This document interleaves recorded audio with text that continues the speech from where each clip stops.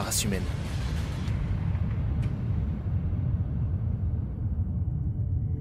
Pour comprendre les zombies, il faut d'abord connaître leur histoire.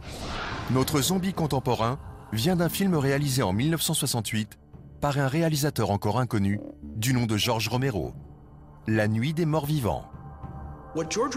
George Romero a réécrit le livre des zombies. Il a transformé les zombies en créatures apocalyptiques. Il voulait un monstre sans une définition propre. Il créa donc une créature qui n'avait pas nécessairement d'explication spécifique sur ses origines. La vision de Romero sur une invasion zombie répondait à une peur ancestrale des Américains en 1968. Ce qui commença par un film d'horreur à petit budget est devenu un film à sensation internationale. Aujourd'hui, les zombies de Romero reviennent de l'au-delà, en nombre toujours plus grand. Plus de la moitié des films de zombies ont été réalisés depuis le 11 septembre 2001.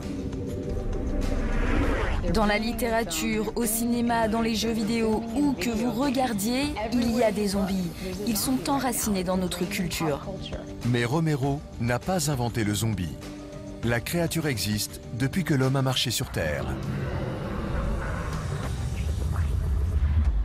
Les zombies ont fait leur apparition dans l'un des plus vieux textes littéraires, l'épopée de Gilgamesh. Dans l'un de nos plus vieux textes, l'épopée de Gilgamesh, Ishtar dit « Je ressusciterai les morts et ils se nourriront des vivants. Les morts seront plus nombreux que les vivants. » C'est une apocalypse zombie. Le terme zombie signifie cadavre qui bouge. Il vient de la religion vaudou haïtienne qui puise ses racines en Afrique de l'Ouest. Historiquement, un zombie est enraciné dans la culture vaudou. C'est une personne dont l'esprit est contrôlé par quelqu'un d'autre et qui agit comme un esclave. Le zombie vaudou originaire d'Afrique et finissant à Haïti est très différent du zombie de Romero. Le mot zombie se réfère techniquement au traditionnel zombie du vaudou haïtien. Cela n'a rien à voir avec la culture de la horde, virale, affamée, carnivore, que nous appelons maintenant zombie. Revenons en arrière, dans le passé. La plupart des grandes civilisations avaient peur des créatures revenant de l'au-delà. En Chine, les morts-vivants sont appelés Jiangshi. Le Jiangshi est un monstre fascinant et terrifiant du folklore chinois. C'est un fantôme affamé qui revient pour dévorer les vivants. Ce fantôme revient non seulement pour attaquer les vivants, mais aussi sa propre famille, comme pour se venger de ne pas avoir été enterré dignement. Comme dans beaucoup de cultures, les Chinois ont des rites mortuaires. Ils permettent de s'assurer que les morts puissent passer en paix dans l'autre monde et qu'ils ne reviennent pas hanter les vivants. Dans un enterrement bâclé, l'esprit stagne. Il s'attarde ici, tourmenté, et à son tour tourmente les responsables de son ensevelissement au moment de sa mort. Comme notre zombie, le Jiangshi attaque les vivants avec un acharnement terrifiant. Il est très difficile de l'arrêter. Sa rage est une forme de rage pure, si je puis m'exprimer ainsi. Et pendant que notre zombie chinois revient pour punir les vivants, dans le folklore arabe, devenir zombie était une punition pour avoir vécu sans moralité. La créature était appelée une goule. La goule est un démon femelle. La plupart du temps, c'était le démon d'une femme. C'était quelqu'un tombé en disgrâce, quelqu'un qui avait vécu dans le péché. Dans les plus vieilles légendes, le démon était une prostituée. Elle se cachait dans le désert et appelait les hommes, un peu comme une sirène, puis elle reprenait son état naturel qui était celui de monstre dévorant et horrible.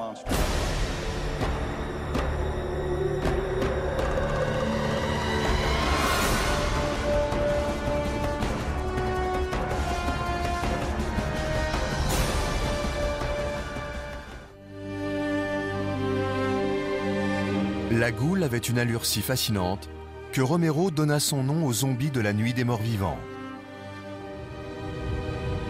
Mais l'ancêtre le plus effrayant des zombies venait sans doute de Scandinavie. C'était un revenant viking à l'appétit insatiable pour la chair humaine, le drogueur.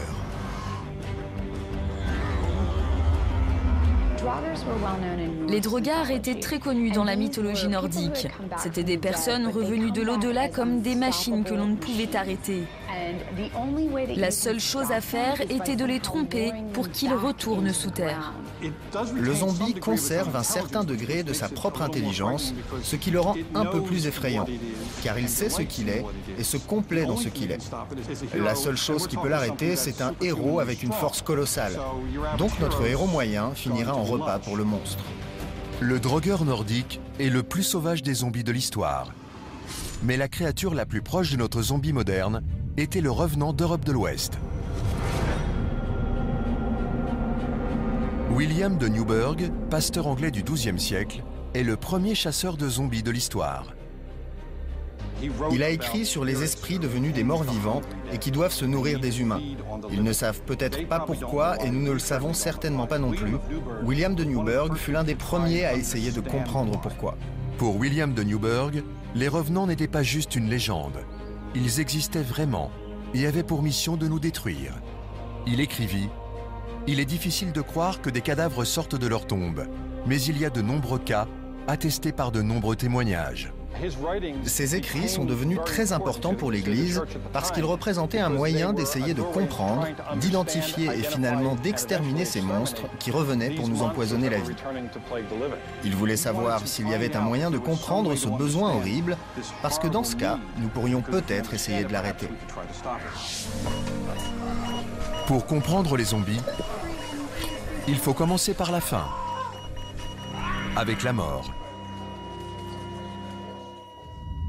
Soit une des plus grandes craintes de l'être humain.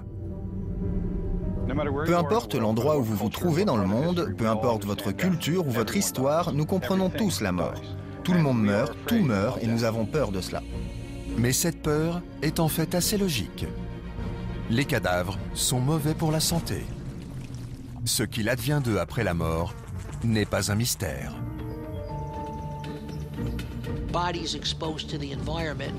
Les cadavres exposés à l'environnement peuvent polluer le réseau d'eau. De nombreuses maladies peuvent se transmettre en conséquence. Quelle que soit la façon dont le corps est constitué, celui-ci se décompose en plus de 400 sortes de produits chimiques, dont certains sont très aromatiques. Vous avez peut-être entendu parler de l'odeur de la mort. Une fois que vous l'avez sentie, vous ne pouvez jamais l'oublier.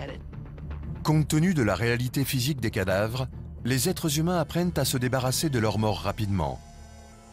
Un des premiers exemples de l'histoire de la sépulture a été trouvé dans la grotte de Pont-Newydd au Pays de Galles, où des restes ont été délibérément placés il y a environ 225 000 ans. Le moment où nous, en tant qu'espèce, avons commencé à enterrer les morts très soigneusement, en respectant le fait qu'ils avaient été en vie et en respectant leurs menaces potentielles, a été la pierre angulaire de la civilisation. Les civilisations ont des rites funéraires pour s'assurer du traitement approprié des morts, mais aussi pour s'assurer qu'ils ne reviennent pas. Tombeaux souterrains, inhumation dans des cercueils scellés, était notre façon de faire en sorte que les morts restent avec les morts, un moyen de nous séparer définitivement d'eux. En 2009, en Irlande, des archéologues ont déterré les squelettes de 2 hommes datant du 8e siècle. On les a trouvés avec des pierres dans la bouche. Les archéologues pensent qu'ils ont été enterrés de cette façon afin de les empêcher de manger les vivants.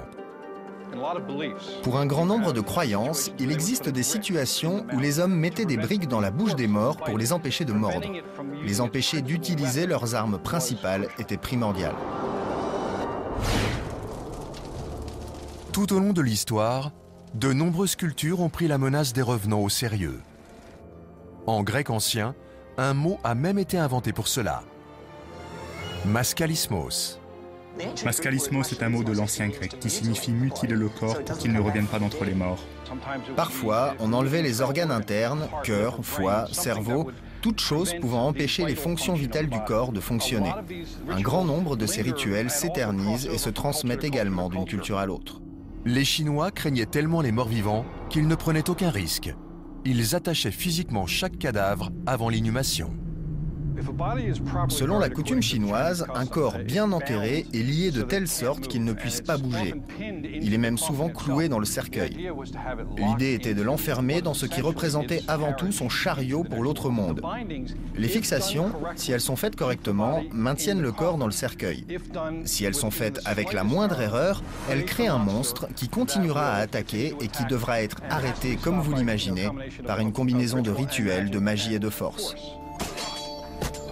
Dans les traditions nordiques, au lieu de lier le cadavre, des rituels avaient été créés pour embrouiller les morts. Les Scandinaves avaient une porte pour les cadavres. Le corps était sorti de la maison les pieds en premier, de telle sorte qu'il ne puisse pas se retourner et regarder la maison d'où il venait. Il venait vous chercher et vous sortez par une porte de la maison. Il scellait ensuite cette porte de sorte que si vous reveniez d'entre les morts, vous ne seriez plus en mesure de trouver votre chemin. La porte aurait disparu. Cela ressemble à de la superstition médiévale, mais la pratique a continué pendant des siècles. Tout au long du 19e siècle et même au début du 20e siècle, il était très courant en Europe et même dans certains endroits des Amériques qu'on sorte les morts hors de leur maison les pieds en premier. Comme cela, la personne décédée ne pouvait pas regarder derrière elle et voir quelqu'un dans la maison pour l'attirer dans le monde souterrain. Même aujourd'hui, beaucoup de nos rites funéraires modernes naissent de la croyance des morts vivants. Après tout, les cercueils sont fermés de l'extérieur.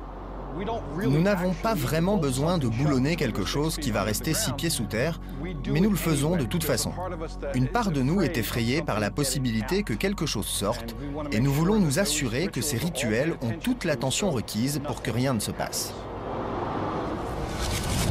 Selon une croyance largement répandue chez l'homme, lorsque nous ne traitons pas les morts avec respect, ils reviennent pour se venger. Nous le voyons légende après légende, le Xijiang et le drogueur, les revenants et les ghouls, nous voyons les morts qui ont été lésés. Ils veulent répondre à ce tort en nous attaquant. Pourquoi les morts veulent-ils se venger? Qu'avons-nous fait pour mériter leur colère? Dans beaucoup de cultures, les morts sont considérés comme étant malheureux, en particulier d'être morts. C'est qu'ils sont conscients qu'on leur refuse la vie et ils reviennent chasser les vivants parce que le monstre, le fantôme ou le revenant ne possède plus la vie. L'idée que les morts pourraient vouloir se venger des vivants remonte à des milliers d'années. Les gens pensaient qu'il y avait de bonnes et de mauvaises morts. Une mauvaise mort empêchait le défunt de poursuivre son chemin. La bonne mort ouvre la porte de l'autre monde. La mauvaise mort la ferme et enferme le mort verrouillé ici. Ceci est la base de beaucoup de nos croyances sur les monstres, en particulier la croyance sur le zombie, selon laquelle une mauvaise mort force l'esprit à rester ici en colère et assoiffé de vengeance. Mais qu'est-ce qu'une mauvaise mort? Une fin atroce, un mauvais type de sépulture ou une vie de péché? S'il y a quelque chose qui déforme la vie de cette personne ou la mort de cette personne, ils sont liés à la terre et ils sont entraînés par cette faim insatiable.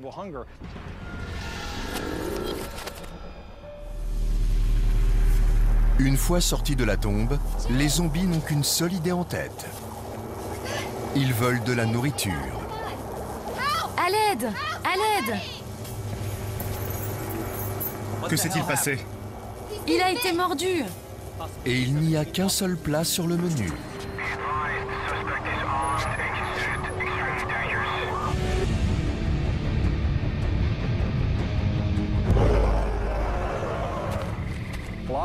Un grand nombre d'auteurs, dont moi, ont tenté de comprendre pourquoi un zombie a besoin de manger. Selon moi, il a besoin de manger pour continuer à fonctionner. Ça lui apporte des protéines, donc de l'énergie. Mais beaucoup pensent que le zombie mange parce qu'il essaye de détruire la vie. Le zombie moderne chasse les êtres humains et se délecte de leur chair. Sa faim est insatiable. Les zombies ont toujours faim. C'est la caractéristique distinctive du zombie moderne. Ils n'en ont jamais assez.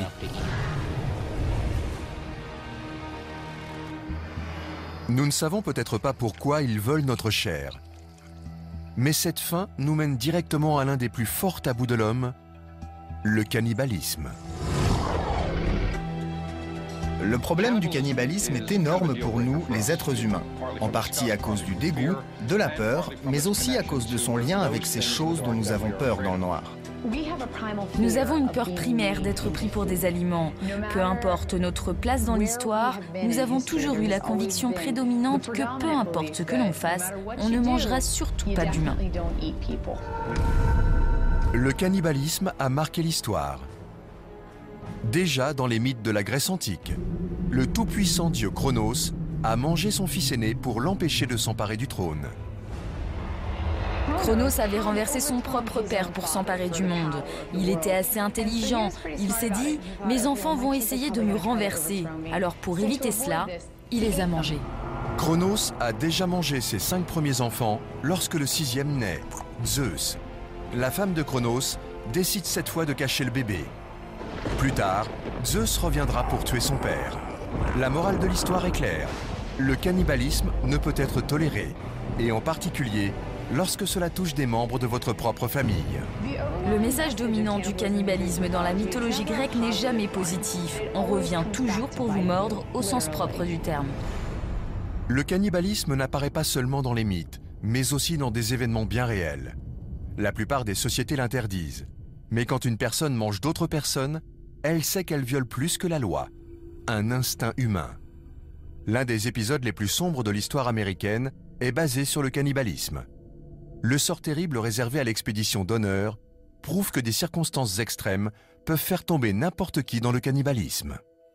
L'expédition d'honneur a été le pire voyage au monde. Ils sont partis en 1846 vers l'ouest, en Californie. Le train des 85 colons a commencé à traverser les montagnes de la Sierra Nevada. Ils se retrouvent piégés là-bas pendant l'hiver et ils ne peuvent pas en sortir. Finalement, ils succombent à la famine. La moitié de l'expédition est morte, mais l'autre moitié a eu recours à une tactique de survie désespérée. Ils ont mangé les morts. Nourris par leurs compagnons de voyage, 48 colons se sont échappés des montagnes. Mais une fois de retour chez eux, ils se sont retrouvés exclus. Après s'être échappés, il y a eu cette stigmatisation dont les survivants n'ont pas pu se défaire. Si vous avez mangé de la chair humaine une fois, vous allez le refaire. L'expédition d'honneur a choqué le pays. Lorsque notre survie est en jeu, toutes les règles de la société disparaissent. Si vous brisez un tabou, vous deviendrez socialement frappé d'autarcisme. Il n'est pas nécessairement important d'être puni par l'État. À certains égards, dans certaines sociétés, vous aurez simplement cessé d'exister. En temps de famine, vous ne voulez pas que les gens se dressent les uns contre les autres. Quand les gens ont faim, ils mangent n'importe quoi. Mais la survie n'est pas la seule raison au cannibalisme. Au 19e siècle, il y a eu quelque chose d'encore plus sinistre. 1879, Alberta, Canada. Après un hiver long et rigoureux, les travailleurs d'une mission catholique sont surpris par un aborigène nommé Swift Runner. Il affirme que sa famille est morte de faim, mais la police découvre rapidement la vérité. Il a égorgé et mangé sa femme, ses 6 enfants, sa mère et son frère. Une fois capturé, Swift Runner a affirmé être possédé par un esprit, le Wendigo. Le Wendigo était censé être l'esprit qui vous infectait si vous aviez mangé des humains et vous deviez continuer à en manger pour survivre. À ce stade, la faim vous possédait et vous ne pensiez tout simplement à rien d'autre qu'à la chair humaine. Après la pendaison de Swift Runner, plusieurs cas de possession cannibale ont été signalés à travers la région. Partout au Canada, les gens étaient saisis par la peur du Wendigo, une créature qui a le pouvoir de libérer le zombie qui est en vous. Cette obsession a désormais un nom, la psychose Wendigo, qui vient de ce folklore d'origine amérindienne. Vous ne seriez pas en mesure de vous arrêter, vous devrez continuer à manger de la chair humaine pour survivre. Ça deviendrait votre raison d'être, presque comme un zombie dans la mesure où vous n'auriez plus de contrôle sur vos actes.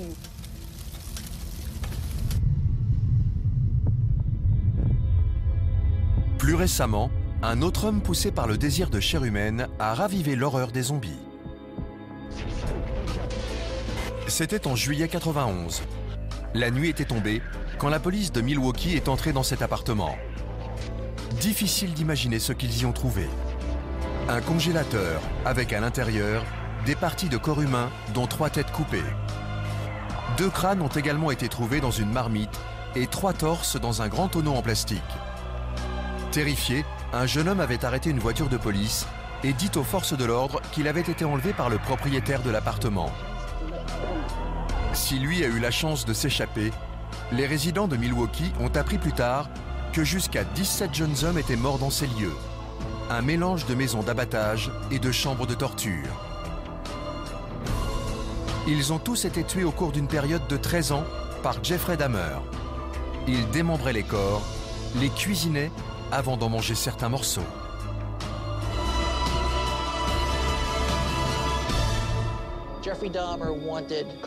Jeffrey Dahmer voulait le pouvoir absolu sur la personne, qu'elle soit vivante ou morte. Cannibaliser des parties du corps d'une personne est un signe de puissance totale sur celle-ci. Dans sa quête d'un contrôle complet sur ses victimes, Dahmer ne les a pas seulement mangés, mais il a également essayé de les transformer en vrais zombies. Dahmer séduisait les hommes pour les ramener chez lui. Il perçait ensuite des trous dans leur crâne et y versait de l'acide. Il essayait de créer un zombie, de créer quelqu'un dont l'esprit était toujours là suffisamment pour fonctionner et les maintenir en vie, mais qui ne serait plus en mesure de faire aucun choix. Dahmer a 18 ans et vit encore dans la maison de ses parents dans l'Ohio lorsqu'il tue pour la première fois. Sa victime est un jeune autostoppeur qu'il a ramassé et emmené chez lui. Après quelques bières, l'autostoppeur veut partir. Dahmer l'étrangle. Stephen Hicks, la victime, avait 19 ans. Sa disparition est restée inexpliquée pendant 13 ans. Un porte-parole de la police a bien voulu expliquer ce qu'il s'est réellement passé ce jour-là. Jeffrey a ramassé un haltère et l'a frappé derrière la tête. Il l'a ensuite étranglé avec ce même haltère et l'a traîné dans une autre pièce où il l'a démembré. Quelques jours plus tard, il a récupéré les membres de sa victime et s'en est débarrassé. Dahmer a si bien dissimulé les restes que même après avoir dit à la police où chercher, ils n'ont trouvé presque aucune trace du corps de Hicks. Ses camarades de classe se souviennent d'un Dahmer un peu étrange.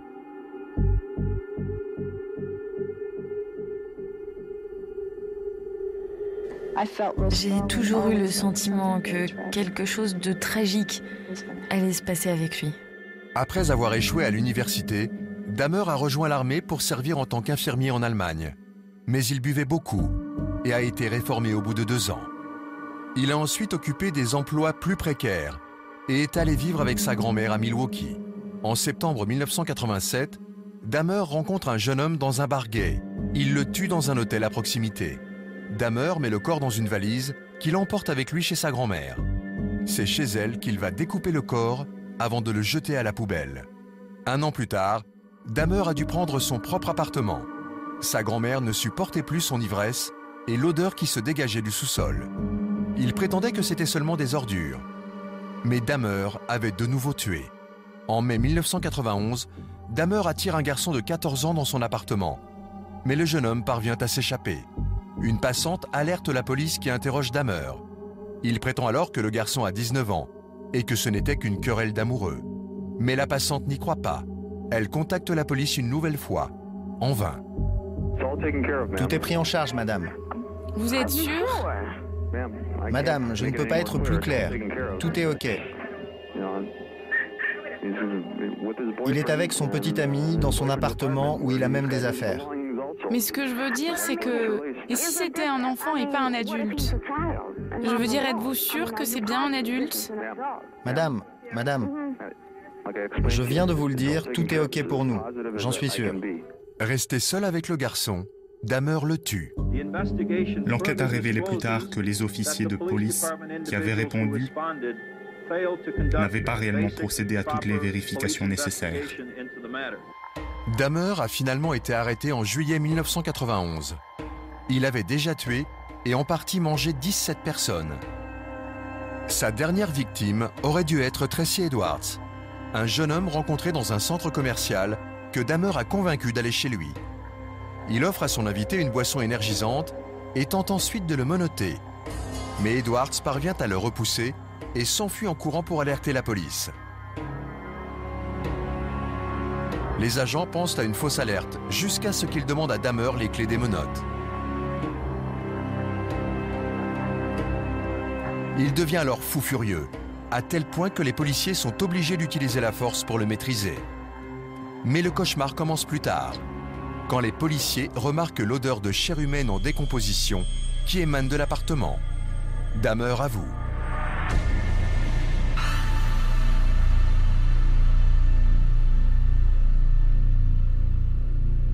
Durant les audiences préliminaires au procès, Dahmer ne montre aucune émotion. Compte tenu de l'horreur de ses crimes, sa santé mentale est remise en doute. Mais à la question « Êtes-vous conscient de ce que vous avez fait ?», Dahmer a répondu oui. Son procès a débuté en janvier 1992. Il a été inculpé de 15 meurtres. Le procureur a refusé son plaidoyer d'aliénation mentale. Le tribunal a entendu à contre-cœur le récit des meurtres commis par Dahmer. On ne parle pas d'une envie de beignets au chocolat. On parle bien d'une envie de cadavre.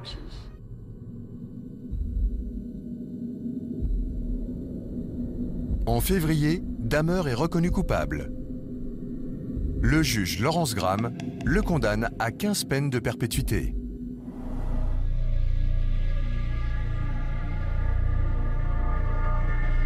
Mais en novembre 1994, il est tué en prison.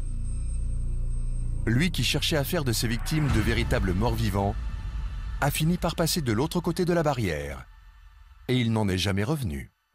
La fascination pour Jeffrey Dahmer doit beaucoup à notre peur du cannibalisme, la dépravation ultime. Mais manger des humains n'a pas toujours été un sujet tabou. Il y a toujours eu des exemples de cannibalisme dans la préhistoire. Certaines cultures croient qu'il n'y a pas de meilleur moyen d'honorer son ennemi que de manger son cœur. Certaines cultures croient qu'il n'y a pas de meilleur moyen pour maudire votre ennemi que de permettre à son cœur de passer à travers votre système digestif. Le cannibalisme est un phénomène mondial. Ce n'est pas nécessairement un acte du diable. Parfois, c'est la manière par laquelle les gens pensent obtenir le pouvoir, la connaissance, la lignée des familles à travers la mort. À ce jour, le cannibalisme est encore un rituel dans les zones isolées de la Papouasie-Nouvelle-Guinée. Une tradition consiste à manger les cerveaux de ses proches décédés. Mais dans les années 50, cette pratique a conduit à l'émergence d'une contagion mystérieuse. Certaines tribus cannibales ont plus tard développé une maladie appelée kourou. Elle entraîne la formation de poches d'air spongieuses dans le cerveau. Ils se sentaient de plus en plus confus, potentiellement délirants, perdaient parfois le fil de la réalité. Toutes ces choses semblent similaires aux caractéristiques des zombies que nous voyons à l'écran. Ils ont appelé cette maladie frisson ou kourou. Elle est causée par la consommation de cerveaux infectés par les prions. Un prion est une contagion vraiment effrayante. Quand ils arrivent dans votre cerveau, ils finissent par le transformer en gruyère. Nous ne comprenons pas très bien comment ils fonctionnent. Les prions sont une infection qui ne ressemble à rien d'autre que l'homme connaisse. La plus connue est la maladie de la vache folle. Elle contamine l'homme lorsqu'il consomme de la viande infectée. La victime devient impuissante, comme dans un état de zombie. Un cerveau ravagé par la maladie de la vache folle aura certaines caractéristiques du cerveau zombie. Les victimes ont des secousses myocloniques, ils finiront par devenir ataxiques, incapables de marcher. Ils deviendront aussi de plus en plus confus, délirants. Lorsque nous pensons aux nombreuses possibilités de contagion qui pourraient conduire à une maladie zombie, les prions sont en haut de la liste. Nous pouvons être infectés par des prions. Nous pouvons avoir les symptômes du mort-vivant. Mais cette infection peut-elle bel et bien mener à une contagion à grande échelle ?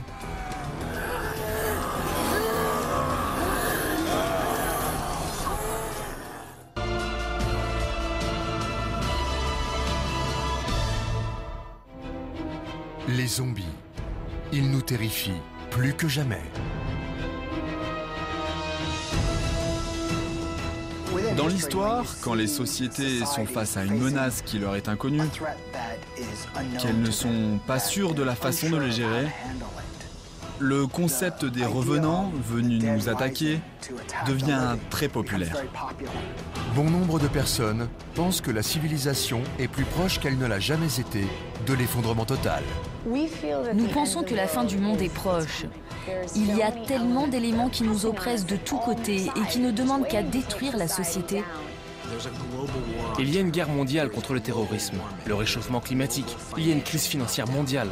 Des catastrophes naturelles, des ouragans, la fonte des calottes glaciaires, des tsunamis, des conflits politiques, y compris le terrorisme. Nous sommes arrivés à un point tel que lorsque nous allumons la télé, tout ce que nous y voyons devient un désastre potentiel. Mais la question est, y a-t-il une réelle menace d'apocalypse zombie ? La paranoïa est vraiment au cœur de notre peur des zombies. Vous le savez, n'importe qui, n'importe quand, n'importe où pourrait être l'ennemi. La peur est en quelque sorte une contagion sociale. À certains égards, la question est de savoir si les zombies existent réellement ou pas.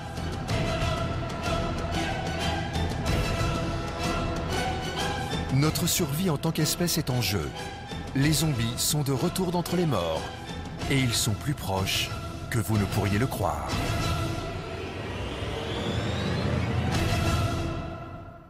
Vous écoutez Isa Ferro, journaliste reporter pour votre chaîne d'information. Juste derrière moi, des morts qui sont revenus à la vie. Les zombies veulent nous manger. Ils ont aussi une autre mission, celle de nous infecter.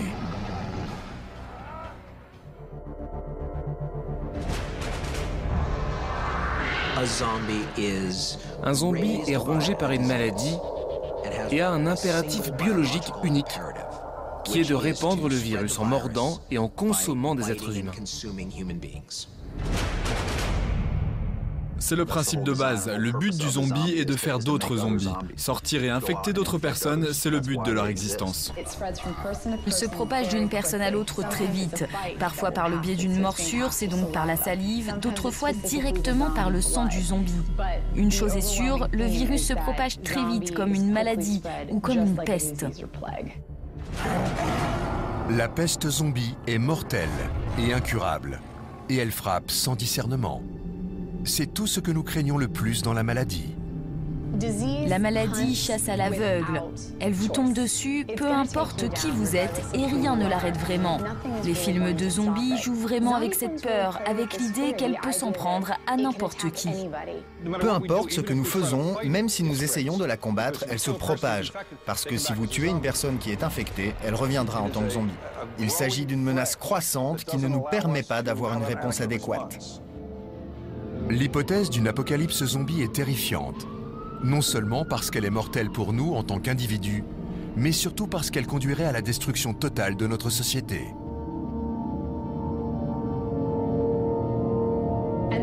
Et cela joue vraiment un rôle dans l'idée du voisin contre le voisin, que vous ne pouvez pas faire confiance aux personnes que vous fréquentez.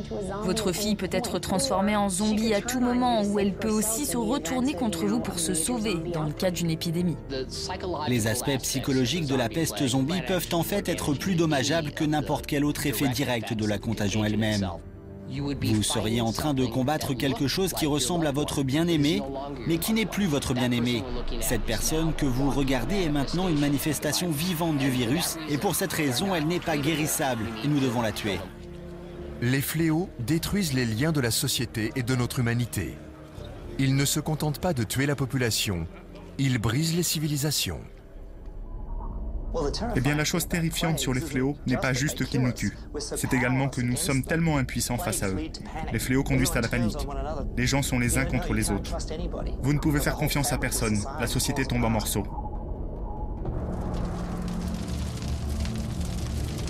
L'histoire nous a déjà montré les effets apocalyptiques d'un fléau. Au XIVe siècle, une bactérie s'est propagée de l'Asie à l'Europe, tuant un tiers de sa population en moins de 2 ans. Ils ont appelé cela la peste noire, connue plus tard comme la peste bubonique. Au départ, les estimations concernaient de 25 à 35% de la population en Europe. La littérature plus récente parle de 40, 45, 50%. Le taux de mortalité démographique était incroyable. Les personnes qui ont vécu la peste noire l'ont ressenti comme une apocalypse. Si l'on définit une apocalypse comme un événement horrible, quelque chose qui décime la société, que les composantes bases de l'infrastructure sociale, le droit, l'ordre, le gouvernement ont disparu, ceux qui ont survécu ont vécu essentiellement un scénario apocalyptique. Sans explication scientifique, impossible de savoir pourquoi la population était décimée. Il n'y avait aucun remède. Le peuple était impuissant face à sa propre disparition. Elle a traversé les frontières, elle s'est déplacée d'un pays à l'autre et il était presque impossible pour eux de l'arrêter. Ceux qui ont survécu ont tenté d'expliquer la dévastation par une punition divine. Les gens avaient toutes sortes de théories sur l'origine de la peste noire, mais toutes tournaient autour du surnaturel. Et généralement, parce que c'était une société assez religieuse, c'était la colère de Dieu. Ils ont essayé de se repentir, mais leurs prières sont restées sans réponse. En l'an 1400, la population mondiale a diminué de 100 millions. Comme une apocalypse zombie, la peste noire était incompréhensible et sa force de destruction absolue. Si vous voulez un exemple de ce à quoi une apocalypse zombie pourrait ressembler, c'est la peste noire. La chose terrifiante sur ces fléaux, ce n'est pas seulement qu'ils peuvent vous tuer, mais qu'ils déséquilibrent tout ce que nous connaissons. Ils désintègrent complètement l'atmosphère culturelle. Puis, en 1918, une peste encore plus meurtrière a frappé. Cette fois-ci, la contagion s'est propagée à travers le globe. 50 millions de personnes ont perdu la vie en moins de 3 ans. Il s'agissait de la grippe espagnole, la première apparition du redouté virus H1N1 ou grippe aviaire. Elle a probablement tué plus de personnes dans un laps de temps plus court que n'importe quelle autre épidémie, y compris la peste bubonique. Elle a tué plus de soldats américains pendant la Première Guerre mondiale que le combat en lui-même. La pandémie de grippe de 1918 a été particulièrement déroutante. Contrairement à la plupart des maladies, elle ne frappait pas que les faibles. Ce qui était si particulier dans cette version de la grippe était son impact sur les gens jeunes. Normalement, les flambées de grippe affectent les très jeunes nourrissons et les vieillards qui sont plus sensibles. Mais dans ce cas particulier, les jeunes ont été touchés en grand nombre. Une fois de plus, la maladie a décimé les gens et les sociétés. Mais la grippe n'était pas seule responsable de ce carnage. La mondialisation a aidé la maladie à se propager rapidement et totalement. Une sorte de tempête parfaite a eu lieu dans la première partie du XXe siècle. Nous venions de terminer la Première Guerre mondiale et les infrastructures des sociétés développées précédemment étaient complètement détruites. Au même moment, les gens voyageaient partout dans le monde plus facilement qu'ils ne l'avaient jamais fait auparavant. Donc toutes ces choses arrivaient en même temps et la grippe espagnole était en mesure de profiter de tout cela. Non seulement nous avons dû prendre le livre de la médecine et le jeter à la poubelle, mais nous étions conscients que c'était la grippe, juste la grippe. C'était terrifiant, car on l'avait sous-estimée. Au début, les gens disaient « c'est la grippe, elle ne va pas tuer des gens. Nous n'allons pas arrêter de gouverner, nous n'allons pas déclarer un état d'urgence en raison de la grippe, voyons. » Je pense que c'est exactement comme cela que beaucoup de gens réagiraient à un fléau zombie. La pandémie de grippe espagnole nous donne un aperçu de ce à quoi ressemblerait une apocalypse zombie. Vous pouvez être sûr que la première réaction des gouvernements face aux zombies serait un échec. Ils vont probablement essayer de rassurer le public, car ce dont les gouvernements ont le plus peur, c'est la panique sociale. C'est lorsque vous avez un manque de foi dans les institutions gouvernementales que la confiance du public s'effondre et que ce genre de scénario post-apocalyptique commence à devenir envisageable. Comme dans une apocalypse zombie, la grippe espagnole a dévasté des populations entières, parce qu'elle ne pouvait ou ne voulait pas imaginer l'éventualité d'une extinction. Et pire encore, en période de pandémie, le déni peut rapidement céder place à la panique. Dans tous les scénarios de peste, nous passons par une phase de négation, qui a ensuite un effet boomerang dans la panique de masse. Lorsque dans le passé, les fléaux ont frappé la société, il y a d'abord presque toujours un sentiment de panique ou d'incertitude, lié en grande partie au fait que les gens ne connaissent pas les causes du fléau. Et jusqu'à ce que vous en connaissiez la cause, il y aura diverses et larges théories du complot. À notre époque aussi, des pandémies potentielles ont émergé, agitant le spectre d'une apocalypse mondiale. La pneumonie atypique, la maladie de la vache folle, le virus du Nil occidental. Elles se sont avérées moins dangereuses qu'au premier abord et nous ont aidés à nous préparer pour la prochaine épidémie, peut-être plus terrible. Le virus du Nil occidental, la grippe H1N1, le virus du SRAS, la maladie de la vache folle, ces virus sont apparemment sortis de nulle part et ont fait couler beaucoup d'encre. À cause de cela, nous sommes plus à même de reconnaître les signes avant-coureurs et capables de les distinguer des autres choses qui rendent les gens malades. Cela serait essentiel pour reconnaître les premiers signes d'une épidémie de peste zombie. Même les scientifiques ont commencé à utiliser le modèle d'une peste zombie comme moyen d'étudier les pandémies. Leurs conclusions ne sont pas vraiment rassurantes. Un groupe de biomathématiciens à l'université Carleton au Canada, qui étudie habituellement les pandémies, a créé un modèle de programmation linéaire très sophistiqué afin de voir ce qui se passerait si nous avions ces types de zombies. Et leur conclusion est plutôt désastreuse. Ils ont déclaré qu'à moins que les zombies ne soient éliminés à un stade très précoce de leur développement, la civilisation humaine telle que nous la connaissons serait anéantie. Les zombies seront bien trop nombreux pour que l'humanité résiste. D'autant plus qu'ils se déplacent rarement seuls, mais en horde.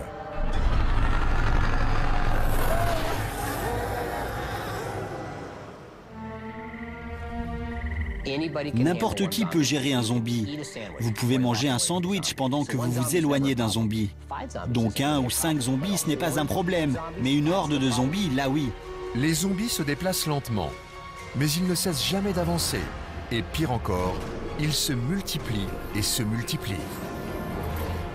Ce qui rend une horde de zombies si puissante, c'est leur nombre. Ils sont en nombre infini, ce sont des bataillons de la mort. Ils sont si nombreux qu'on dirait une armée. Les tuer est inutile. Ils sont déjà morts. Et ce qu'ils n'ont pas en vitesse, ils le gagnent en persistance. Les zombies sont implacables, sans jambes, ils rampent sans pieds, ils continuent à ramper sans mains, ils se traînent vers vous. D'une certaine façon, ils ont juste besoin de se déplacer de leurs dents. Le choc d'une invasion de zombies n'est pas seulement dû à leur nombre ou au fait qu'ils soient implacables. Ils vous encerclent, fermant toute issue possible.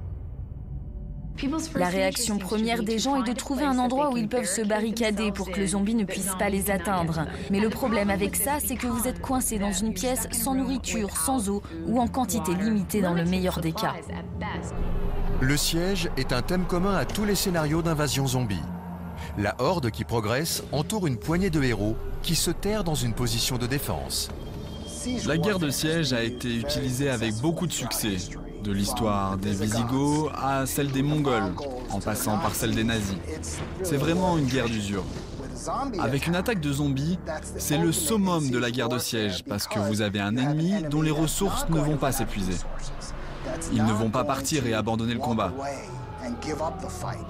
Vous savez que dans une guerre d'usure, les zombies vont gagner. La horde que rien n'arrête provoque une angoisse profonde ancestrale. La peur d'être en infériorité numérique, encerclé et détruit. Si nous remontons à l'origine de l'humanité, donc à l'homme des cavernes, il est ainsi nommé pour une raison. Vous aviez 3 murs de pierre et puis une ouverture. Ils se sont barricadés dans un endroit où ils se sentaient assez en sécurité pour garder tout ce qui était mauvais à l'extérieur. Tout au long de l'histoire humaine, il y a une peur primaire de la horde. Il y a toujours le risque, lorsque vous et votre groupe avez mis en place une civilisation, que sur la prochaine colline, il y a un groupe de personnes qui n'aient rien fait de tout cela, et qu'ils aient faim et soient désespérés, qu'ils essaient de vous prendre tout de suite. Cela est arrivé. L'histoire humaine est jonchée de cadavres, de civilisations mortes qui sont tombées car une horde avait envahi leur cité.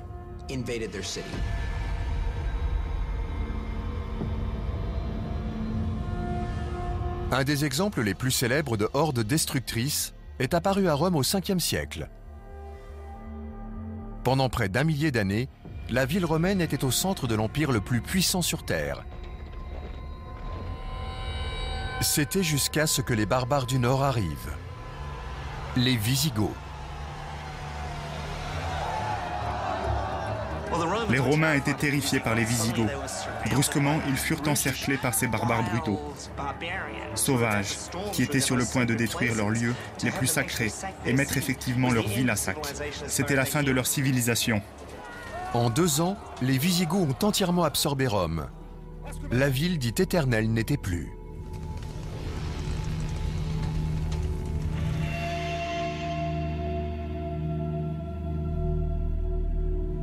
« 800 ans plus tard, la horde la plus célèbre de l'histoire a ravagé l'Asie centrale, abattant tout sur son passage, les Mongols.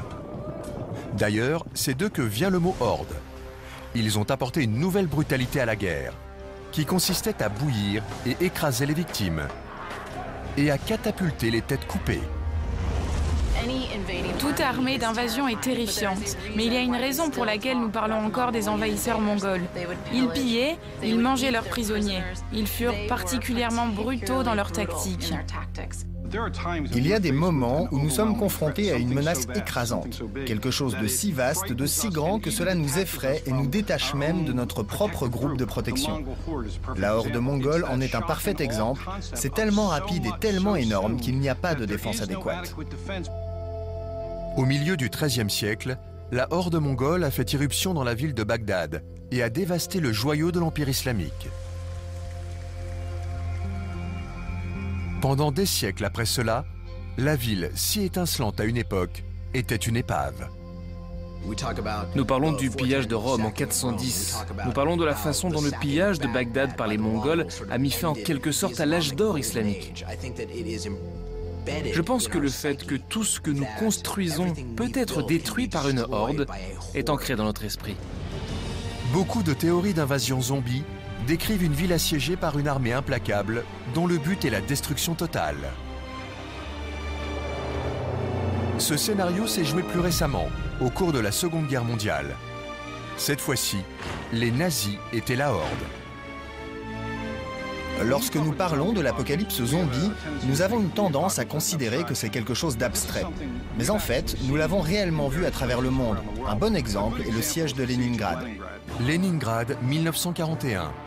Des milliers de soldats nazis encerclent le Capitole culturel soviétique, déclenchant un des plus longs et plus meurtriers sièges de l'histoire.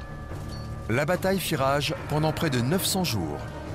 Des milliers de personnes sont mortes de faim dans les rues. Cela s'appelait la ville héroïque et la majorité des citoyens étaient en effet héroïques, mais il y avait toujours un marchand noir pour vous vendre un petit gâteau de viande. Personne n'a jamais admis qu'il y avait eu du cannibalisme à Leningrad et personne n'a jamais demandé d'où provenait cette viande. Tout le monde était en guerre. Il y avait constamment des meurtres, il y avait du cannibalisme, il y avait toutes sortes d'horreurs. C'était la guerre absolue totale. Toute personne vivant à cette époque vivait la fin du monde. Je pense que la Seconde Guerre mondiale à l'Est ressemble plus à une guerre zombie que la Seconde Guerre mondiale à l'Ouest. Brutalement, les Russes voyaient des panzers roulant à travers leurs champs de blé. Aucune négociation possible. Churchill a dit que les nazis étaient des barbares mécanisés. Le mot barbare signifie qu'il n'y a pas de terrain d'entente. Et c'est ça qui est absolument terrifiant pour les gens. Hitler est un monstre de cruauté, dont la soif de sang et de rapine est insatiable.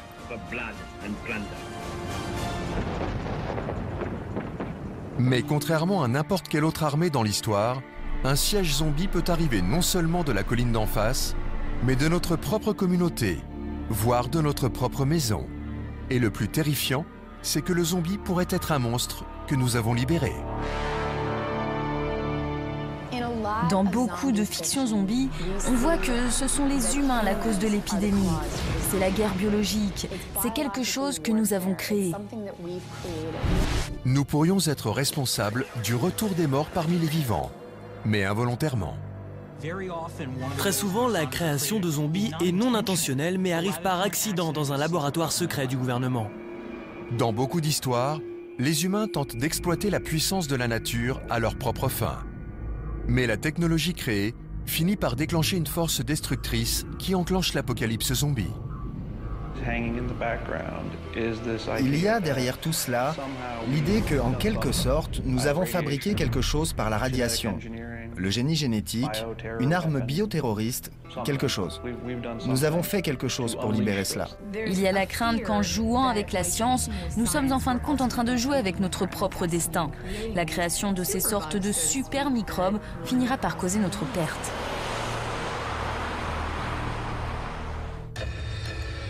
La crainte de la puissance destructrice de notre technologie est ancienne. Dans la mythologie grecque, Prométhée dérobe le feu de Zeus et le donne à l'humanité. Comme punition, Zeus envoie Pandore qui ouvre une boîte et libère la somme de tous les maux dans le monde. Le mythe de Prométhée est l'histoire originale de quelqu'un qui va trop loin, qui vole le feu aux dieux et qui est puni pour ça. Le mythe zombie s'inscrit dans cette peur de créer quelque chose qui va nous détruire. La morale du mythe est que si vous touchez à la technologie dangereuse, elle vous détruira. Dans les versions ultérieures du mythe, Prométhée façonne la race humaine à partir d'argile, puis lui donne le feu. Zeus le punit en l'enchaînant à un rocher sur lequel un aigle vient festoyer sur sa chair. Il existe des contes qui nous mettent en garde contre l'homme qui se prend pour Dieu. Vous ne devez pas essayer de créer vos propres démons. Finalement, ce qui est mort doit rester mort. Dans le mythe de Prométhée, l'homme se prend pour Dieu et il est dévoré. Dans le folklore juif, il existe une autre histoire sur la façon dont les créations de l'homme peuvent se retourner contre lui. C'est le célèbre conte du golem. Dans la tradition juive, il y a l'histoire du golem, à qui un rabbin de Prague au XVIe siècle a donné la vie pour protéger les juifs de la persécution.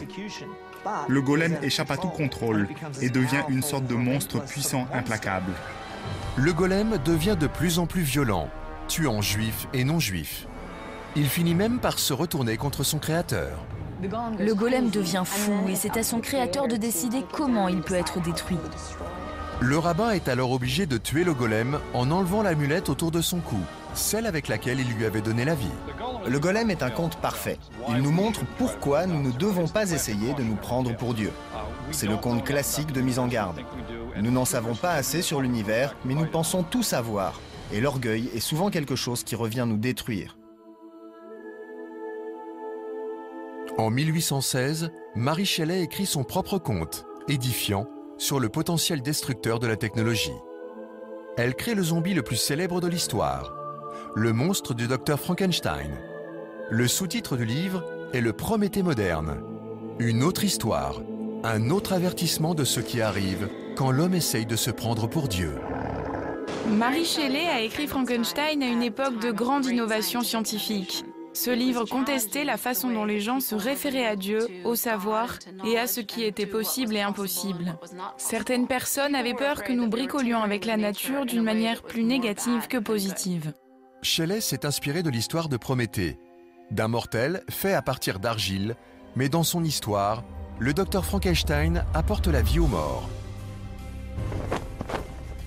Il construit son propre monstre, en cousant des segments de cadavres. Et pour lui donner la vie, il le stimule électriquement.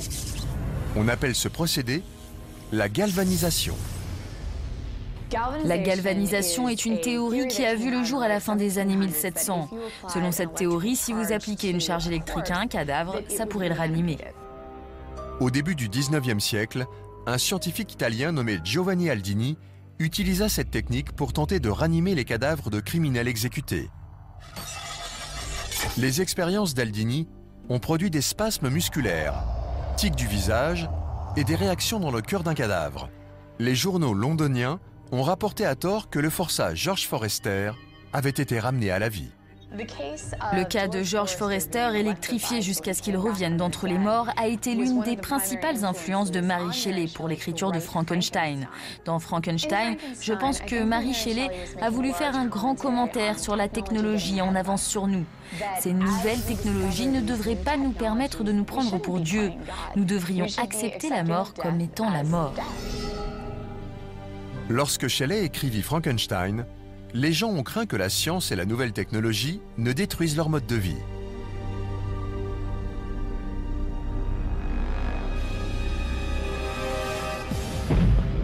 Mais en 1968, lorsque George Romero a réalisé La Nuit des morts vivants, ils ont craint que notre technologie puisse complètement détruire la vie. La Nuit des morts vivants est sortie en 1968. C'était en pleine guerre froide, et il était certain que la race humaine était en train de se diriger vers les frontières de la destruction nucléaire. Dans le film de Romero, les origines de la peste zombie restent vagues, mais il suggère qu'elle est liée à une fuite nucléaire d'un satellite de la NASA. Les zombies de Romero invoquent une peur ancienne. Nous sommes finalement contrôlés par la technologie que nous avons développée pour qu'elle contrôle le monde. Aujourd'hui, les armes biologiques sont devenues notre Frankenstein. Un agent pathogène n'a pas besoin d'avoir des réservoirs. Il est petit et facilement transportable. C'est le genre d'arme qu'un groupe terroriste pourrait utiliser parce qu'ils ne peuvent pas mettre sur le terrain une armée assez grande pour combattre un pays tel que le nôtre. Donc, leur armée serait composée de virus, de bactéries, de prions et de choses qu'ils pourraient utiliser pour créer des dommages illimités. La guerre biologique est en fait une vieille histoire. En 1346, une armée mongole encercla l'avant-poste commercial génois de Kaffa sur la péninsule de Crimée. Au lieu d'utiliser la puissance du feu, les Mongols ont attaqué avec des cadavres. Leurs armées ont été frappées par la peste et ils ont lancé des cadavres sur Kaffa pour propager la maladie. À ce moment-là, les personnes qui étaient en ville ont commencé à s'en aller. C'est le premier exemple de guerre biologique utilisée au combat. Les survivants en fuite ont ensuite répandu la peste dans toute l'Europe. Aujourd'hui, les scientifiques ont appris à fabriquer des virus et à les utiliser comme des armes. En 2001, des colis du virus mortel de la fièvre charbonneuse, l'anthrax, ont été envoyés par la poste à des cibles à travers les États-Unis, tuant 5 personnes et en infectant 17 autres. Pensez à ce qui s'est passé en 2001 aux États-Unis, où les attaques à l'anthrax ont eu lieu juste après les attentats du 11 septembre. À certains égards, ces attaques à l'anthrax ont finalement provoqué des paniques plus grandes que les premières attaques terroristes. La menace de l'anthrax était étrangement similaire aux horreurs d'une apocalypse zombie. L'anthrax lui-même tue en partie en rongeant la chair humaine. Et dans les cas des attaques de 2001, les enquêteurs ont retrouvé la source de l'anthrax dans un laboratoire américain d'armes biologiques. Une fois de plus, ceux qui ont joué avec le feu se sont brûlés. La crainte est que quelque chose qui se soit développé de façon volontaire ou non puisse affecter la population de façon très sérieuse. Si c'était le cas, quelles en seraient les ramifications?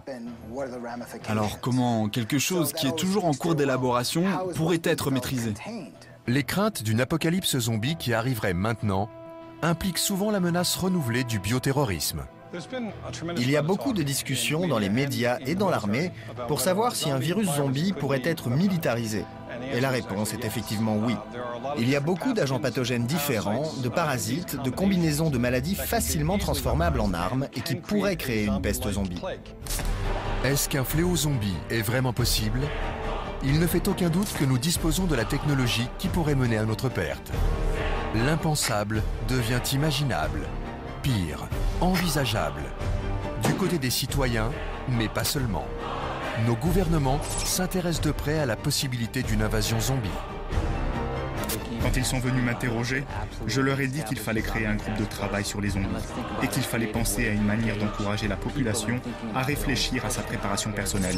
Le monde entier doit être prêt à ce qui s'annonce comme la pire pandémie qui ait jamais eu lieu. Les germes ne connaissent pas de frontières. Ils ne comprennent pas les politiques nationales. Alors, les films ne seront plus d'aucune aide. Chacun devra élaborer sa propre stratégie pour survivre. La survie, ce n'est pas seulement une question d'équipement ou de fusil. C'est surtout d'avoir la volonté nécessaire pour traverser les difficultés. Certains, comme la Brigade Zombie, se sont déjà réunis afin de se préparer à l'inévitable.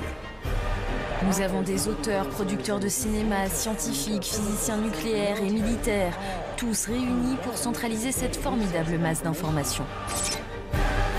La réalité a bel et bien rejoint la fiction. Mais êtes-vous prêt à l'accepter? Les zombies reviennent d'entre les morts. Ils se délectent de la chair humaine. Les zombies ont toujours faim. C'est la caractéristique distinctive du zombie moderne. Il n'en a jamais assez. Quand les gens ont faim, ils mangent n'importe quoi. Ils se répandent comme un virus. N'importe qui, n'importe quand, n'importe où pourrait être l'ennemi. Nous envahissent telle une armée invincible. Les zombies sont implacables, sans jambes, ils rampent sans pieds, ils continuent à ramper sans mains, ils se traînent vers vous. D'une certaine façon, ils ont juste besoin de se déplacer de leurs dents. Ils représentent ce dont nous sommes le plus effrayés. Les zombies sont les monstres les plus effrayants de l'histoire.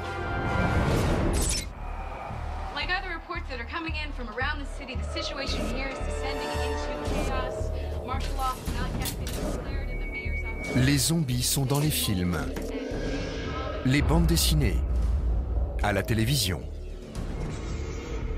Mais que ferions-nous s'ils étaient bien réels ?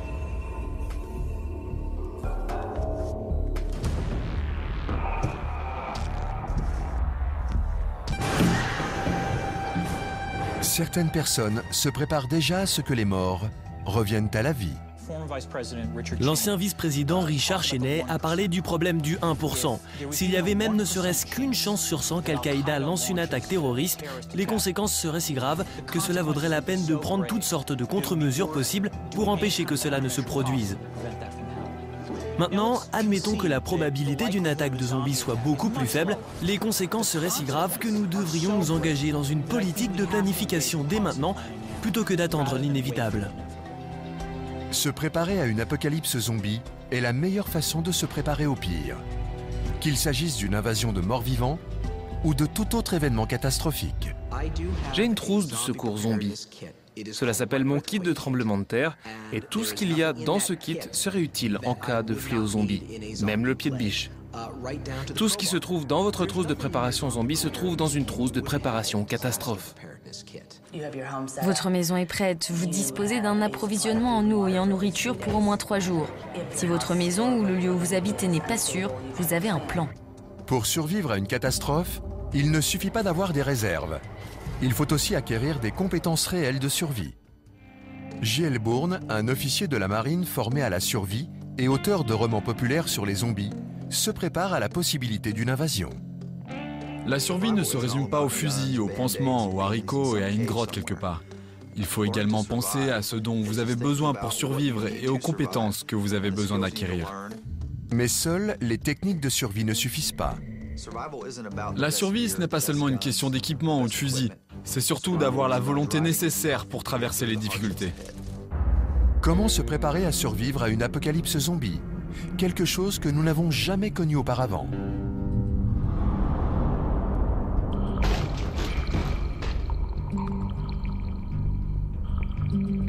Dans la culture populaire, partir est la meilleure option. Il suffit de prendre votre sac, votre fusil, votre équipement, de partir ailleurs et de devenir un nomade.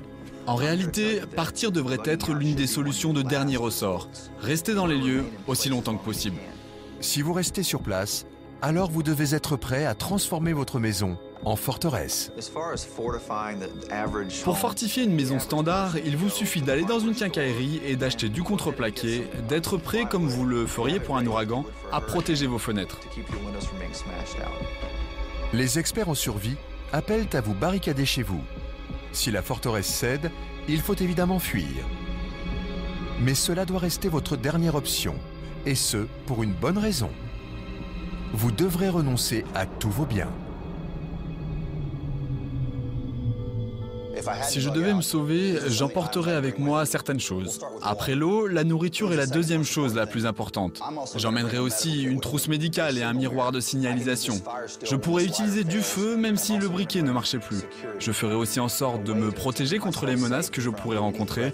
J'emmènerais sans aucun doute une arme à feu avec moi. Ma priorité serait de voyager léger parce que porter trop de poids provoque des douleurs. Pendant la fuite, la marche pourrait bien être votre seul mode de transport. Si vous croyez que vous pouvez marcher 40 km par jour avec un sac à dos au cours d'une apocalypse zombie, vous vous trompez vraiment. Sans réseau cellulaire, sans GPS, sans carte, comment savoir où aller? Vous pouvez perdre beaucoup de calories en prenant la mauvaise direction. Trouver la bonne va être primordial. Vous pouvez utiliser une boussole ou le soleil. Certaines personnes aiment utiliser la végétation ou la mousse qui pousse sur un arbre. Vous pouvez trouver une direction générale en utilisant un moyen de signalisation urbaine. Si vous regardez ces petites antennes paraboliques au sommet de certains bâtiments, ils pointent généralement vers le sud. Une fois la direction trouvée dans le désert post-apocalyptique, les objectifs sont extrêmement simples. En haut de ma liste de priorités, si je dois me déplacer sur un terrain, il faut qu'il y ait une source d'eau. Il me faut un endroit où je pourrais remplir ma bouteille d'eau et la purifier. Juste après ça, ce sera la nourriture. Idéalement, on peut en trouver dans un magasin abandonné. Mais ne misez pas tout là-dessus car il y a des chances qu'il ait déjà été dévasté. Votre plan de secours devra donc être de chasser le gibier sauvage. Que se passera-t-il si le gibier sauvage se fait rare? Parfois, la survie dans un scénario apocalyptique requiert les compétences d'un pionnier. D'autres fois, celle d'un insurgé. Je vais devoir garder mes yeux ouverts pour trouver les maisons abandonnées où je pourrais trouver de la nourriture. Lorsque vous approchez d'une maison, vous devez être très prudent. Vous devez être sûr qu'elle soit abandonnée, sinon il faut communiquer avec ceux qui sont à l'intérieur afin qu'ils sachent que vous n'êtes pas hostile. Une fois à l'intérieur, la mission est simple. Trouver les éléments essentiels à la survie. Nourriture, eau, abri et sécurité seront mes priorités. Je chercherai des choses comme des sacs poubelles en plastique pour pouvoir faire un capteur d'eau solaire. Je chercherai des choses comme des bougies également. J'irai dans la cuisine ou dans la salle de bain pour trouver de l'eau de javel pour purifier l'eau. À travers le monde, les citoyens essayent d'imaginer à quoi pourrait ressembler une invasion de morts-vivants. Même le gouvernement américain est sur le qui-vive. En mai 2011, les très sérieux centres de contrôle des maladies ont publié une note officielle sur les moyens de survivre à une apocalypse zombie. Un homme de la CCM a écrit sur le blog officiel un article sur les zombies. Et le point fort portait sur le fait que la préparation à une apocalypse zombie est exactement la même que pour toutes les autres catastrophes dont nous avons entendu parler depuis les 10 ou 15 dernières années. Quand ils sont venus m'interroger, je leur ai dit qu'il fallait créer un groupe de travail sur les zombies et qu'il fallait penser à une manière d'encourager la population à réfléchir à sa préparation personnelle. Les zombies sont la menace parfaite du 21e siècle. Pensez au genre de menaces auxquelles nous devons faire face, les pandémies, le changement climatique, les attaques terroristes. Le zombie est très similaire à ces menaces bien définies.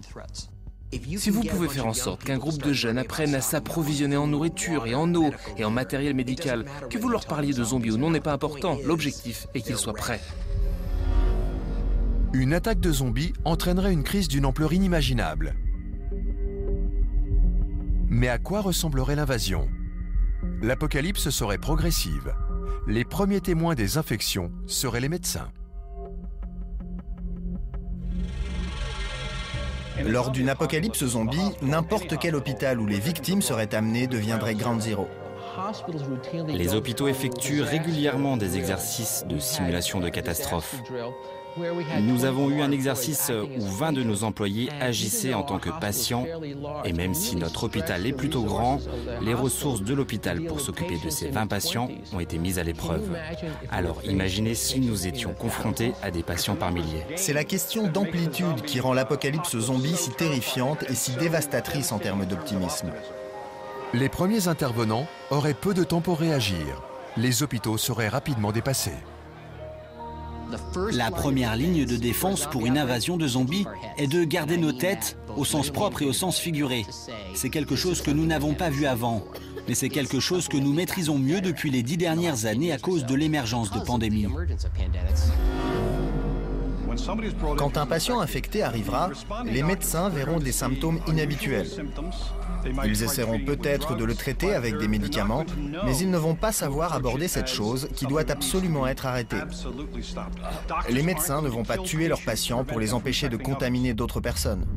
Tandis que l'infection se propagera et que la population succombera au virus, les infrastructures s'effondreront. Le réseau va rapidement s'écrouler. Il y aura des perturbations électriques, de gaz et d'autres choses, parce qu'il n'y aura tout simplement pas assez de personnes pour occuper ces postes et maintenir l'infrastructure en marche. L'ordre social commencera à s'effriter. Dès que les gouvernements tomberont, la société en tant que telle essaiera pendant un court laps de temps de maintenir un certain ordre.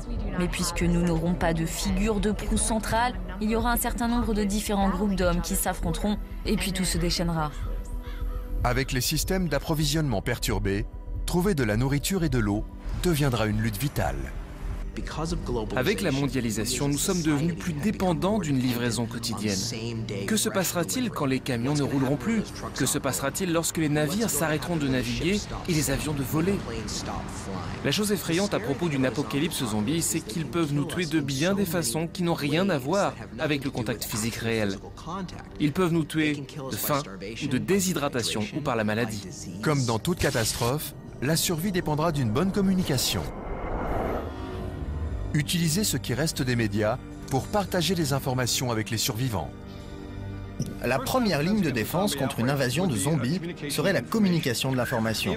Si nous gardons la tête froide, si nous sommes capables de comprendre la nature de la menace, alors les choses comme les téléphones cellulaires et Internet, les SMS, seront notre première ligne de défense. Ça semble amusant que Twitter puisse en fait se placer entre nous et l'apocalypse, mais ça pourrait tout à fait être vrai. La communication sera essentielle, mais elle ne suffira pas. L'armée devra mobiliser son arsenal pour lutter contre la horde de zombies. Il lui faudra développer une nouvelle stratégie militaire. Les armées modernes vont devoir repenser leur stratégie lorsqu'ils auront affaire à des hordes de morts-vivants. Ils vont devoir apprendre les tactiques nécessaires pour échapper à leur ennemi. Je pense que l'armée moderne tirera beaucoup moins et s'échappera plus lorsqu'il s'agira de faire face à une horde de zombies. Vous tirez avec une arme à feu pour tuer un zombie et il pourrait y en avoir 10 000 dans le coin qui entendront le coup de feu. Même avec une nouvelle stratégie, aucune armée ne pourra gagner à elle seule. Notre survie dépendra également de la communauté internationale. Les frontières devront être scellées et le pays infecté isolé afin d'arrêter la propagation du virus. Les germes ne connaissent pas de frontières, ils ne comprennent pas les politiques nationales. Il y a une réelle incitation à identifier très rapidement ce qui se passe et à partager cette information. Vous obtiendrez de l'aide d'autres pays pour prendre soin de votre foyer. Vous obtiendrez des informations supplémentaires pour essayer de comprendre rapidement comment se débarrasser de l'épidémie. Les pandémies passées ont démontré qu'une communication ouverte entre les gouvernements et les citoyens était cruciale pour mettre fin à une épidémie mortelle. Les régimes autoritaristes sont réticents à admettre qu'ils ont un problème. Repensez à 2003, lorsque la première épidémie SRAS a éclaté en Chine. La Chine a dissimulé des informations qui étaient vitales pour le reste du monde. Ils ont appris que leur volonté de donner des informations de façon sélective les a plus mis en danger qu'autre chose. En fait, ils ont dû sortir au grand jour en quelque sorte afin de céder eux-mêmes. L'épidémie de pneumonie atypique a été exemplaire pour les communautés dans le monde entier. Et il est aujourd'hui beaucoup moins probable que les pays fassent de la rétention d'informations sur ce qui se passe. Pouvons-nous compter sur les chefs d'État pour nous sauver de l'anéantissement total? L'histoire démontre encore une fois que les gouvernements ne sont pas toujours l'atout le plus fiable en cas de catastrophe majeure. Katrina nous a montré à quoi une apocalypse zombie pourrait ressembler. Nous avons assisté à un effondrement complet du système à tous les niveaux, du président jusqu'au département de la police de la Nouvelle-Orléans. On a vraiment vu une ville se désintégrer jour après jour, jusqu'à voir des gens debout sur les toits, brandissant des pancartes, appelant à l'aide, et c'est exactement ce que nous verrions dans une épidémie de zombies. Les leçons tirées des événements comme l'ouragan Katrina ont aidé les gouvernements à travers le monde à repenser leur stratégie d'intervention en cas de catastrophe. Mais face à une apocalypse zombie, même les plus grands efforts pourraient être insuffisants. Toutes les bureaucraties, y compris la santé publique et les bureaux des premiers intervenants, sont formés à des procédures d'exploitation normalisées. Ils développent tous des procédures d'utilisation normalisées pour rendre routinières leurs interactions avec le monde extérieur. Je pense qu'on peut dire que les morts vivants représenteraient un résultat non standard. Donc selon toute vraisemblance, si ces autorités devraient traiter avec des zombies, ils commettraient au début des erreurs sans même le savoir. La politique bureaucratique sur cette question serait sanglante dans tous les sens du terme. Si nous ne pouvons compter ni sur le gouvernement, ni sur nous-mêmes pour nous sauver, alors notre pire cauchemar deviendra réalité. Les zombies envahiront la planète entière et la dévasteront.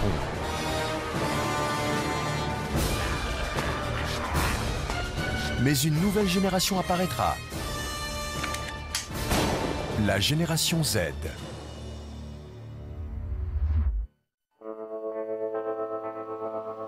La génération d'enfants qui a grandi dans une peste zombie aurait grandi dans la misère et ils seraient beaucoup plus costauds. Ils seraient l'équivalent de mes grands-parents de la Seconde Guerre mondiale qui, jusqu'à leur mort, lavaient encore leurs sacs en plastique et mettaient de l'eau dans la bouteille de jus de raisin, car nous devions faire durer les choses. Lorsque l'on compare les générations et comment elles évolueraient dans l'apocalypse zombie, on pense évidemment à la grande génération de la Seconde Guerre mondiale. Elle était très robuste, elle a survécu à la dépression et à une guerre terrible.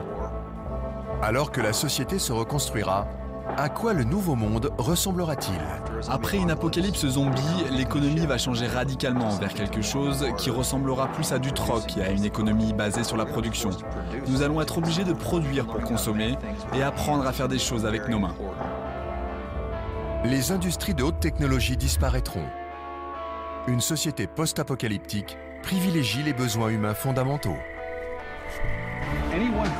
Toute personne qui n'est pas immédiatement en mesure de contribuer à la défense ou à la chaîne d'approvisionnement sera un citoyen de seconde zone. Les professions qui seront extrêmement valorisées seront dans les secteurs qui sauvent des vies et nourrissent les gens. Les médecins et les agriculteurs seront essentiels. Les ingénieurs, les mécaniciens vous permettront de produire de l'électricité pour faire tourner les infrastructures. Comment ça se passe là-haut? Après ce désastre à grande échelle, certains seront tentés d'abandonner l'idée d'un bien commun et de prendre leur survie en main. Dans beaucoup de films post-apocalyptiques et de films catastrophes, on trouve le scénario du loup solitaire, le genre de gars avec son stock d'armes à feu seul contre le monde. Je pense que nous sommes très influencés, mais il n'y a pas que ce genre de choses, il va aussi falloir planter un jardin et en récolter quelque chose. Les survivalistes à la Rambo pensent que ça va être un festival de testostérone, de fusils et de lance-flammes qu'ils fabriquent eux-mêmes. Il y a ensuite les vrais survivalistes qui comprennent comment purifier l'eau, comment faire pousser leur propre nourriture, comment prendre soin de leurs enfants quand ils ont une maladie, quelles plantes sont bonnes à manger. Ce sont des gens qui survivraient beaucoup plus longtemps que l'aspirant Rambo. Pour la plupart d'entre nous, la survie à long terme dépendra de la coopération, de la reconstruction du tissu social que le zombie aura détruit. Un individu ne peut pas reconstruire une civilisation. La raison pour laquelle nous, en tant qu'espèce, avons survécu et triomphé, c'est parce que nous avons appris à travailler ensemble. Et dans ce pays, le fait de travailler ensemble est en quelque sorte devenu un tabou. La vérité est que dans une crise, les gens ont besoin de se réunir, ils ont besoin d'échanger, ils ont besoin de former une sorte de société de protection mutuelle. Les communautés se forment facilement quand tout le monde partage le même besoin, la survie. Mais une fois la menace immédiate passée, avoir un but commun devient bien plus difficile. Au début, nous allons tous nous rassembler pour aller quelque part ou barricader une porte. Nous ferons tout ce que nous pourrons. Mais quand viendra le temps de l'attente et que les vraies personnalités ressortiront, pour la survie de chaque groupe, il faudra qu'un leader charismatique émerge. Si nous n'arrivons pas à survivre à une apocalypse zombie, ce ne sera pas forcément dû aux morts vivants, mais à notre propre civilisation. Nous profitons les uns des autres au moment où nous sommes les plus faibles. Nous avons vu tant d'incidents où la société est tombée comme ça. C'est la meilleure façon de tout perdre. Il ne faut pas craindre les zombies. La chose à craindre, c'est ce que les humains sont capables de faire quand ils ont peur. Si la nature humaine est souvent notre pire ennemi, y a-t-il quelque chose que nous puissions faire pour empêcher notre autodestruction? À Saint-Louis, dans le Missouri, un groupe d'individus se prépare déjà. Voici la Brigade Zombie. La Brigade Zombie est une organisation qui a commencé avec un groupe d'amis adeptes de films de zombies. Ils se réunissaient pour discuter de la meilleure façon pour survivre plus longtemps que les personnages dans les films. Ils se sont ensuite interrogés sur les vraies compétences nécessaires à la survie. Le message de la brigade est simple. Le modèle de survie du loup solitaire ne fonctionne pas. Pour survivre à une catastrophe majeure, il faut faire partie d'une communauté. Vous êtes beaucoup mieux quand vous avez un groupe de personnes autour de vous qui sont vos amis. Vous travaillez bien avec eux, vous avez une relation avec eux. Le but de la Brigade Zombie n'est pas de tuer des morts vivants. Elle organise des collectes d'aliments en conserve et collecte de sang pour la Croix-Rouge. Nous nous amusons, nous sortons, nous faisons un peu de chahut, mais en même temps nous attirons l'intérêt des gens. Il s'agit de construire une communauté, d'apprendre à se connaître. Avec un groupe de personnes qui partagent les mêmes idées, vous aurez une meilleure chance de survivre. Au début, personne ne prenait la Brigade Zombie au sérieux. Je n'en croyais pas mes yeux. Ils sont habillés en zombies? Est-ce que c'est Halloween? La Brigade Zombie fournit un excellent matériel et du soutien. Les gens se sont mis à réfléchir à la façon dont nous pouvions construire le tissu social de différentes façons. Nous pensons que si vous êtes préparés pour les zombies, une tornade n'est plus un gros problème. Et un tremblement de terre est une chose à laquelle vous pouvez vous préparer. La Brigade Zombie a fini par s'imposer. elle est désormais prise au sérieux. Les membres de la brigade zombie nous ont aidés avec notre formation de l'équipe régionale. Ils ont joué les rôles des suspects et des victimes. Plus le niveau de stress dans la formation est élevé, mieux nous réagirons dans le monde réel. Alors nous rendons tout ça aussi réel que possible. Ce qui a commencé par une communauté en ligne à Saint-Louis est devenu une organisation mondiale avec 28 branches différentes et 20 000 membres actifs. Nous avons des auteurs, producteurs de cinéma, scientifiques, physiciens nucléaires et militaires, tous réunis pour centraliser cette formidable masse d'informations. Tous les membres de la brigade zombie ne croient pas à l'éventualité d'une invasion. En revanche, ils sont tous d'accord sur une chose. Il faut être préparé à la prochaine catastrophe, quelle qu'elle soit. Et si les morts devaient revenir, alors peut-être bien que des groupes comme la brigade zombie feraient basculer les chances en faveur des hommes. L'espoir, c'est qu'en temps de crise, il y ait assez de gens qui se manifestent et montrent leurs meilleures qualités. Ce seront ceux qui se lèveront et prendront position contre les zombies, mais aussi contre les prédateurs humains.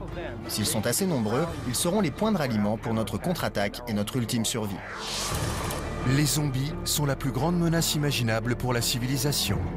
Mais une invasion zombie est-elle vraiment possible? Cannibalisme, science toujours plus audacieuse, les dérives de l'être humain vont-elles mener à sa perte? Si nous nous préparons à l'impensable, nous pourrons être préparés à l'inévitable. Alors, tiendrons-nous compte des avertissements de l'histoire ou serons-nous condamnés à un sort? De l'histoire ou serons-nous condamnés à un sort pire que la mort?